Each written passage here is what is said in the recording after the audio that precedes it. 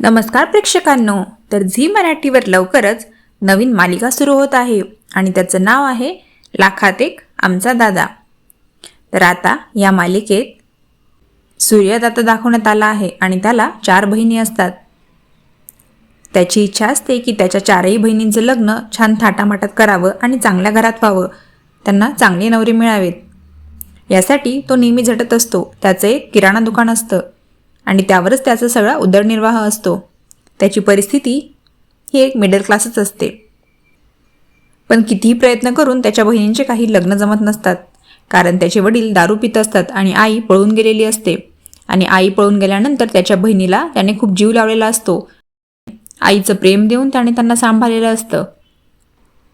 त्यामुळे लोकही म्हणत असतात की याचा बाप तर दारुडा आहे, आई पळून गेलेली आहे, अशा घरातल्या मुलींशी कोण बरं लग्न करेल। शेवटी तो एका ब्राह्मणाला आपली पत्रिका दाखवतो। तर तो ब्राह्मण असं सांगतो की जोपर्यंत तुझं लग्न होत नाही तोपर्यंत काही तुझ्या बहिणींचे लग्न होऊच शकत नाहीत।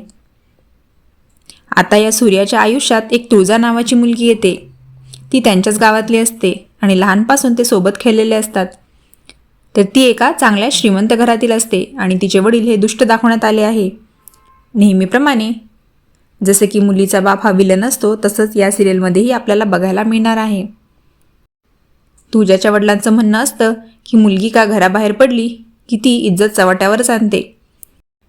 आणि एकदा तुळजाला ते सूर्याच्या मागे फटफटीवर बसून जाताना बघतात आणि त्यानंतर ते खूप चिडतात आणि तिच्याऐवजी ते तिच्या आईला मारतात आणि म्हणतात की हिला लाज वाटते का, ही एका मुलाच्या मागं फटफटीवर बसून जात आहे।